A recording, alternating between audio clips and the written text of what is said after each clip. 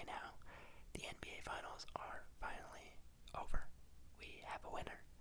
Your 2024 NBA championship goes to the Boston Celtics. Congratulations to them. 18th championship banner put up. That is the most in NBA history. So, if you didn't get a chance to watch these games, or if you just want a brief recap on how the Celtics were able to accomplish this glorious feat, you have come to the right place. So, yeah, buckle in. We're about to re-experience it. So, this NBA Finals, we got to see the number 1 seeded Boston Celtics from the East take on the 5th seeded Dallas Mavericks from the West. The Mavericks had anything but a cakewalk to the finals. They had to battle through team after team with all very high expectations. First up was the Clippers, the Kawhi, Paul George, James Harden, Russell Westbrook led Clippers. Took them to 6. They were able to advance. Then they went to Oklahoma City to play against the Thunder, and they were able to beat them in 6. And then they faced off against the Minnesota Timberwolves that just defeated the defending champs, and so they were pretty high on Anthony Edwards and the T-Wolf, and the Mavericks dismantled them as well in just 5. So,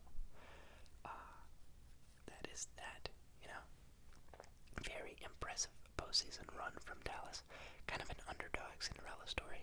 Coming from the 5 seed, they were the underdog, played on the road in every single one of their matchups, and so here they are again in the finals, playing on the road.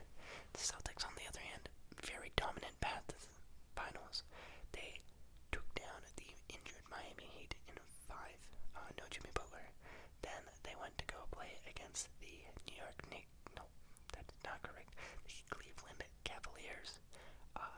They took them down in 5 as well. No Donovan Mitchell for that last game. And then they went on to go play against Tyrese Halliburton and the Indiana Pacers. Took them out in just 4 games. Yes, maybe Halliburton was hurt as well. But now they had to face against a pretty healthy Dallas Mavericks team. And their dominance continued right through the finals. The Boston Celtics won this series in just 5 games. 4-1 was their final score. I will go over, the series averages, the series leaders, and each game. So, first up, let's do a game-by-game recap. Let's go all the way back to Game 1 of the NBA Finals. This was, a very highly anticipated game because on the Celtics side, they are finally regaining full health. I know a lot of people had been bashing them for taking down injured teams, but they didn't have their third best player for a lot of the postseason. Game 5 of their first series against the Heat, Kristaps Porzingis goes down with a knee injury, and he misses the next 2 rounds entirely. So this is his first time playing basketball in 38 days. It's been over a month. He hasn't played in the last 2 series. How are they going to, fit with him? Are they going to have to bring him off the bench? What's going to happen? How's he going to look? Safe to say, he looked amazing. This game got off pretty even-keeled. You had the Celtics taking a small lead at the beginning, then Dallas responding, going up by a slight amount, and the game was pretty close until 15-14, and then it was just an onslaught by Boston.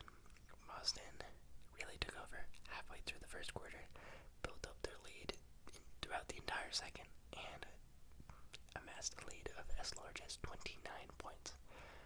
And it was mostly thanks to Kristaps Porzingis. He got it going early. Everything was going in. Just amazing work from him. And then, Dallas, obviously down 29 in the first half is a bad look. They're able to cut it down just a bit before halftime, closer to a little under 20, or around 20. I think it was 21 points. Then, in the third quarter, they made a very, very good run, pushed hard, and they actually cut the lead all the way back down to just 7 points. So the Celtics led by 29 and lost 22 of those points. It was only a 7-point lead at one point in the game. And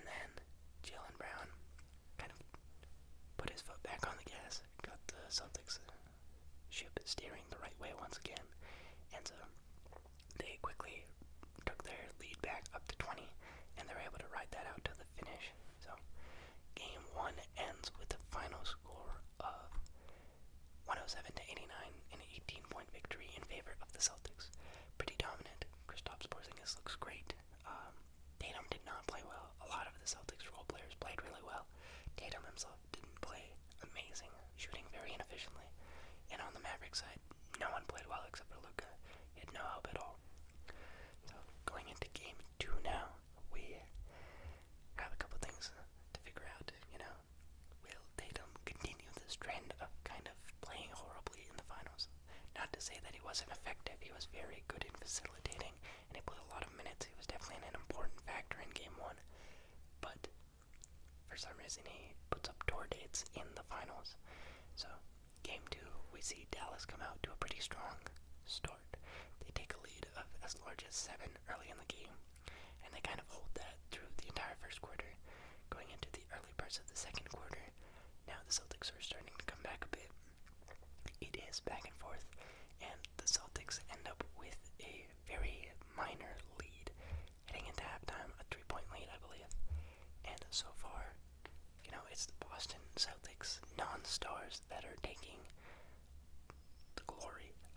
Obviously, you have Luka playing very well once again, but on the Celtics side, it is Drew Holiday stepping up. He's having a legacy game. Kristaps Porzingis legacy game, game 1. Now it's Drew Holiday's turn. So we enter the third quarter. First couple minutes, it's all even Steven once again. And then the Celtics onslaught comes right back. They have a run of 10 points unanswered. They really start going crazy, and that is... I watched the second half of this game. I didn't see the first half as much. I want to say there was a lot of great defense from Derek White. Derek White was playing very well in this game. Drew Holiday was playing the best, I would say. And once again, Luka didn't really have any help at all outside of himself. So, with that, the Celtics, they get a lead of as large as 14. They maintain that through most of the fourth quarter, but in the very end, the Dallas Mavericks are not giving up. They're not going away without a fight, and they put together a strong run to try and close it out.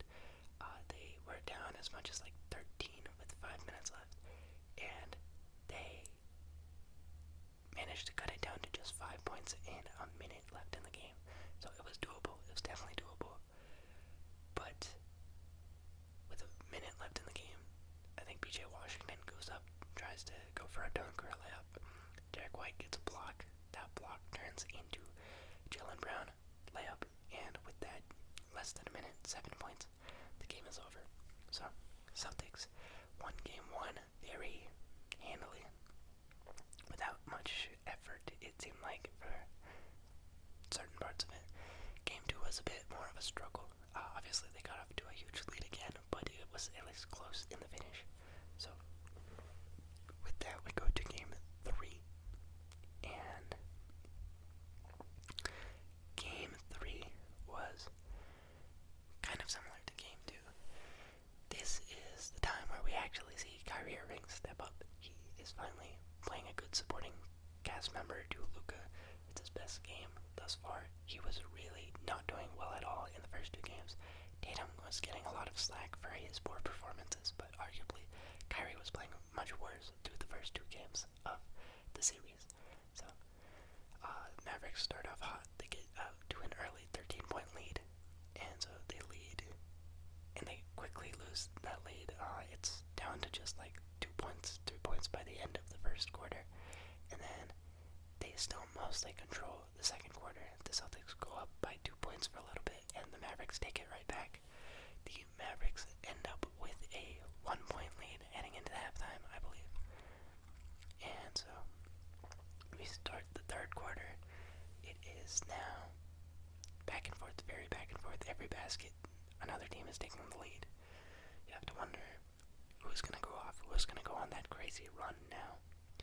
And once again, it is the Celtics. It is the Sam Hauser threes. It is the Boston Stars showing up. They go up, and they just keep going, and all of a sudden, now the fourth quarter, and they have taken a 21-point lead. And at this point, I get a text from my friend saying, "It's over, game over." I was watching with him. I watched the entire first half with him. Then he left to go get in and out at halftime. And when I got that text, I was like, I don't really think it's over. I feel like they can do something. And surely enough, the Mavericks, they really started coming back very quickly. Like in the span of 5 minutes, they almost wiped that lead. They brought it all the way down to a 3-point game. It stayed at 3 points for a bit. Then it cut it down to a 1-point game, and this was the perfect opportunity. And now it's worrisome, you know. The Celtics are playing on the road. The crowd is going crazy. They are about to blow a 21-point lead in the fourth quarter. Things are not looking good. And they just managed to put enough positive possessions together to increase that lead again. And they walk away with yet another minuscule victory, a 7-point victory. So game 2, they won by 7. Game 3, they won by 7. And game 3 was very similar to game 1 in the blown lead aspect. Both these games featured the Celtics going up by a great amount, and then the Mavericks slowly chipping away at it, but not being able to fully get back into it. And this one was very entertaining in the fourth quarter. I really enjoyed it. So, yeah, Celtics in this game, biggest lead of 21, and the Mavericks biggest of 13. Game 3 goes to the Celtics. Now it is 3-0 at this point. The series is done. They're clapped. The Mavericks, no team has ever come back from 3-0. Obviously, anytime a team goes down 3-1 or 3-0, they're gonna be the LeBron memes. They're what if they're the first team to do it? But it's really unlikely. Games 1 and 2, Kyrie was found out. He was not looking good at all. Kyrie puts together a good performance in game 3, and so does Luka, but the other Mavs surrounding cast is just okay. Derek Lively steps up slightly in game 3, still not enough to, they're not getting 20 points out of their other guys. And that's just not going to cut it. Boston is too talented in their top 7, top 8. Depends if Kristaps is there. For the Mavericks to really compete. And so I was ready to call it after 3. I was telling my friend, I could see Boston winning it in 4. Realistically, I think 5, but the way they're playing, 4 is well within reason. So we head into game 4, and there's a lot of pressure. It's winner go home for the Dallas Mavericks. You don't want to get swept in the finals. That's very embarrassing. And all these narratives are switching. It went from best backcourt in the league with Kyrie and Luka to Luka has no help. We gotta see. So you start off game 4, and it is pretty even. Start a little bit in favor of the Mavs, then a little bit in favor of the Celtics. It's very even through halfway through the first, and then the Mavs start building. And by the end of the first quarter, they have taken a pretty decent, already a 13-point lead in favor of the Mavericks. Then by the time halftime rolls around, the game is fully in control of the Mavericks. They take a 26.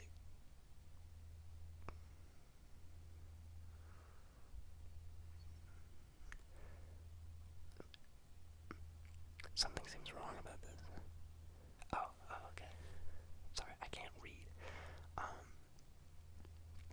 26-point lead going into halftime. At this point, the Boston Celtics, they're already contemplating pulling out, and then they do pretty early into the third quarter. They pull all of their starters, and so with that, the Mavs, they put in some of their backup guys, and Tim Hardaway Jr. starts going off. You had a great game from Luka in the first half. He already had 25 in the first half. He was going off. Kyrie was playing pretty well as well. Derek Lively was playing really well. And then Tim Hardaway going off at 5 threes in a quarter. So in garbage time, they were doing wonders. So the Mavericks go up as much as 48 in this one. And it's really just domination from them through and through after halfway through the first. So with that, now it is a 3-1 lead. People are like, holy hell, what is going on? Dallas, by the way, they ended up winning by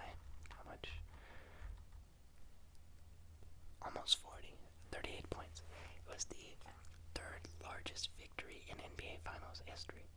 And, people are trying to cope. They're trying to make up reasons why the Mavericks will win this series, which, yeah, it was a nice win, but I don't think that you're really going to do anything with that. Just because first 3 games, you got outdueled in the crunch time minutes. The other team is just better. And even though this is a nice win, you have to go win on the road. They did not prove that they could do that in this series. And so, yeah, one of the interesting things that I did see, though, was because Boston won by, 18 in the first game, and then 7-7 after all of these games. Dallas actually had the series advantage in point differential because their beatdown in Game 4 was so big. But that doesn't mean that Dallas was the better team. They just had a really good game, and yeah, props to them for how they played in Game 4. Backs against the wall, they have to go home if they lose, and they responded. They at least did not get swept. It was very commendable. And then we go into Game 5. In Game 5, it was Boston through and through. I'll put up all of these graphs. You will see that there was not a single minute where a Dallas Maverick led. At one point, the Celtics lead got cut down to 1 point. That was the closest it ever was. The Celtics led by 26 soon into the third quarter, and they pretty much rode that lead all the way out. They were not at risk of losing this lead at any point in the second half. It was over in the first half itself. And yeah, this was a game where, once again, the stars, honestly, a lot of people on Boston's end played really well. Everyone on Boston's end played horribly in Game 4. Game 4, it was just a collective effort to shit the bed. Whereas Game 5, Drew Holiday got off to an early start, got things going for them, was making exceptional plays, and then you have Jaylen Brown putting together a very solid game. You have Jason Tatum putting together a very solid game. Derek White, amazing on defense, grabbing all these offensive rebounds and things. Peyton Pritchard had a very cool shot to go into the fourth quarter. All these things that are just... It's a very happy atmosphere in Boston. Those fans are going crazy. They're loving it. Kristaps Porzingis was met with a lot of applause when he entered the game.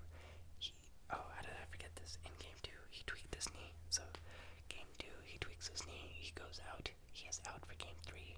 Boston still manages to win, but Game 4, they could not do it.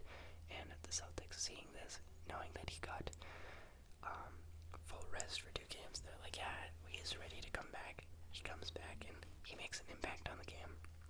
Celtics end up winning it. And with that, we have Jaylen Brown winning NBA Finals MVP this year. I think it was well deserved. Just because when you look at Boston's supporting cast, he was the most consistent and efficient, if you're looking at both. In terms of just pure efficiency, I think you have to give that to Drew Holiday. He shot very well. He made smart plays and really did not turn the ball over much at all. And then Jaylen Brown, most consistently impactful game in and game out. He played horrible in Game 4, but all of the other games he put up at least 20. And Game 1, I would say, was the best. Game 2 is pretty solid as well. Game 3, there's an argument to be made that both him and Tatum were the best, but I think that he slightly outperformed Tatum because he had just a few better stats. Let's take a look. Game 3, both of these guys, I think it was the plus minus. Yeah, Jaylen Brown and Jason Tatum both played 41 minutes, but Jaylen Brown shot 54.5% from the field, whereas Tatum shot 42.3%. Both were pretty bad from 3-point range. Jaylen Brown being 2 of 9, Tatum being 4 of 13. Both of them had 5 free throw attempts. Brown made 4, Tatum made 5, but Brown finished with 8 rebounds, 8 assists. 2 Tatum's 6 rebounds and 5 assists, and in their plus minus, Brown finished at a plus 13, whereas Tatum Tatum finished at a -4. So, yeah, I would say that Jaylen Brown was the Celtics' best player in games 1 and in game 3. And then in game 5, that one I would actually give it to Tatum. But Tatum was playing so poorly shooting-wise in games 1 through 4 that it just wasn't a consistent scoring option. Jaylen Brown was the most consistent scoring option. Then you had like a Drew Holiday game, you had a Kristaps Porzingis game, you had Derek White contributing in all of the games really, but Tatum's best game came a little bit too late. You know, they had already taken the lead. Had he made that his best game earlier on, maybe, but even then, I think like today Jaylen Brown did not have a bad game by any means. It was plus 20. He finished with 21 points, 8 rebounds, 6 assists, and 21 points. Yeah, I don't know why I'm reading it in that order. Jaylen Brown was very inefficient today, though. This was not a good shooting day for him, whereas Tatum had his best game from the field, still only at 45.8%, 1 of 7 from 3, but he finished with 31 points, 8 rebounds, and 11 assists, so near triple-double. Perfect 8 of 8 from the line. Tatum definitely helped them close it out, but yeah, well-deserved award from Jaylen Brown. And just truly an amazing team effort from the Celtics in all of the postseason conferences and talks and interviews. The number one thing said by every single player in white and green was, this is an amazing group, this is a talented group of guys. Couldn't have done it without everyone in the organization and the immense chemistry. I haven't seen a team back each other up this much like that. I feel like the media really does try and pick Jason Tatum and Jaylen Brown apart, and they have fully learned how to live with it and embrace it and not be fazed at all by it. No jealousy from Jason Tatum's end or resentment towards Jaylen Brown. You'll never see like a Kobe Shaq dynamic with these two. Obviously they're very good together, but I think that they are truly going to stay together until the end of time. And yeah, it was just very well played from the Celtics. A lot of people doubting them with their injured postseason run, saying they only played weak teams, they played the East, but they took down the best team in the West in just 5 games. So they proved why they were a 64-win team. They backed up all those 20-point leads in the regular season, all those dominant victories. And yeah, and they showed the league that they truly were the best team in all of basketball this year. So, off-season should be pretty interesting for them. They are now eligible to give Jason Tatum, I think, a 5-year, $315 million contract, which is going to cost them a pretty penny. Derek White is also in for a decent bag, I would like to say. Played very well, truly an exceptional role player. It'll be interesting to see how they keep this group together, if they can even keep this group together. But phenomenal job by Brad Stevens. You know, seeing where their team was the last 5 years, the Celtics were basically the 49ers of the NBA. Always at the top, always winning, very close to that actual championship push, but can't seem to get there for some reason. And so, took a team that went to the finals and went to the Eastern Conference Finals, was 1 game away from getting back into the finals, if not for a Jason Tatum ankle injury. And they were able to sell one of their best guys, Marcus Smart, just won Defensive Player of the Year. Really one of the heart and soul pieces of this Boston Celtics group. The longest tenured guy on the team, I think, or at least one of the longest. Shipped him off to get Kristaps Porzingis, brought in Drew Holiday, and that was exactly what they needed. So hats off to Joe Mazzulla for the amazing coaching, Brad Stevens for a wonderful wizardry as a GM. I really, looking back at the Kristaps Porzingis trade, I have no idea how he did it. How did he acquire Kristaps Porzingis and draft picks like that? Like, truly a mastermind. And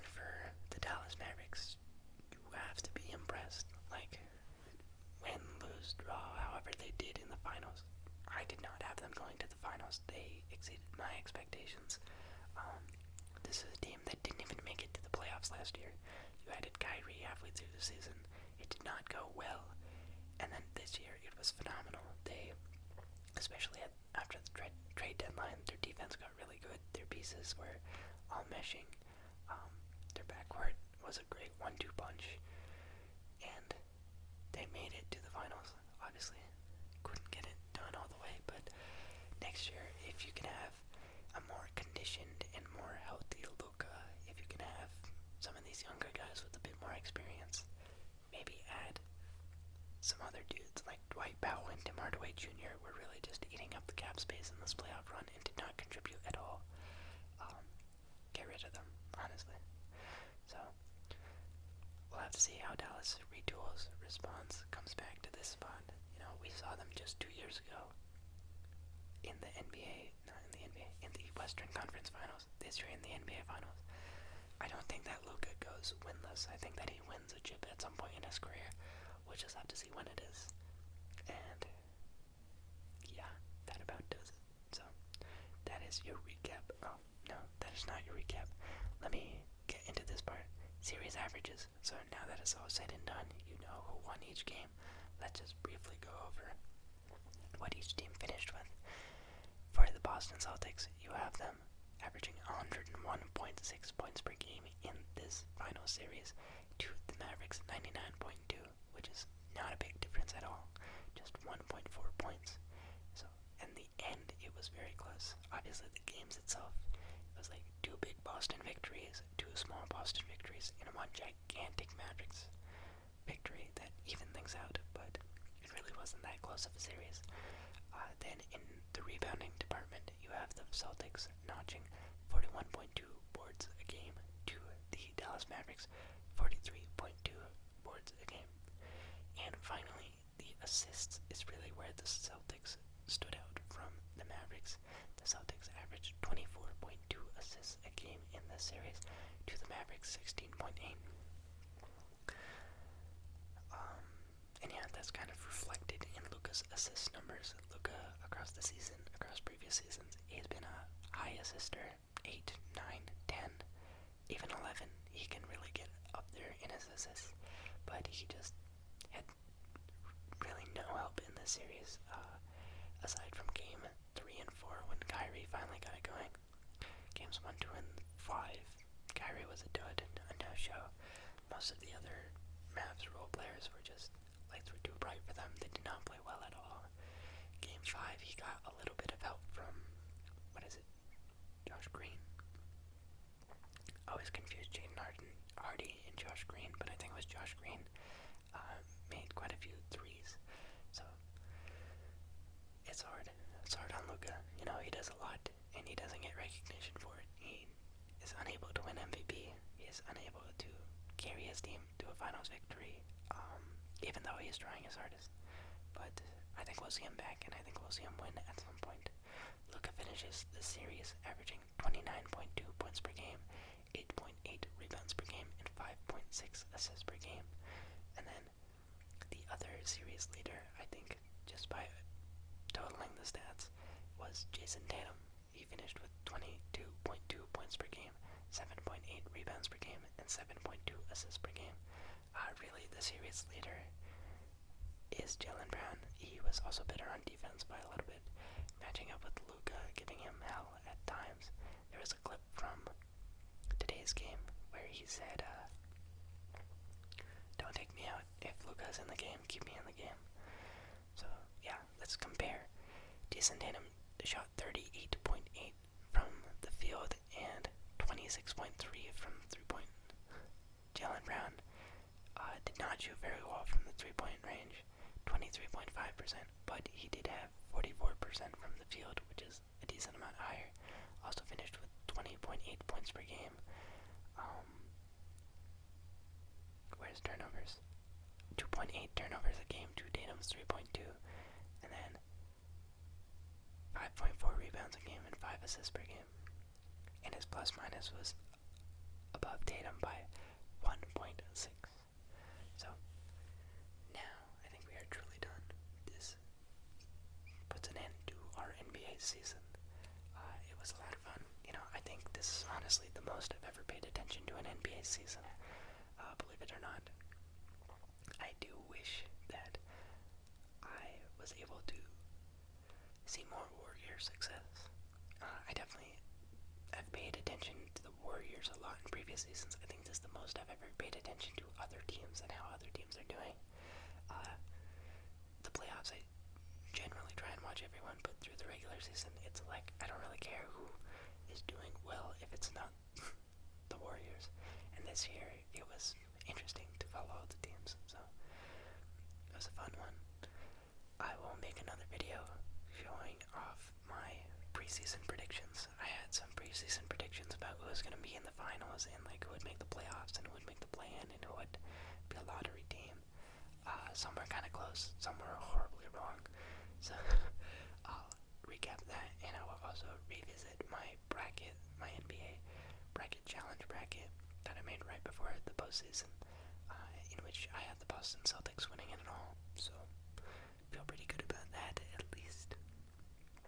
That was, I was in a bracket challenge group for that. We were all doing a $5 buy-in, and I didn't really know anyone except for two of the guys, so I was not that active in the chat. Honestly, after the second round of the playoffs, the chat was completely dead, but it was nice to go back in there and see that I was able to make some passive income, so yeah, I'll be celebrating that.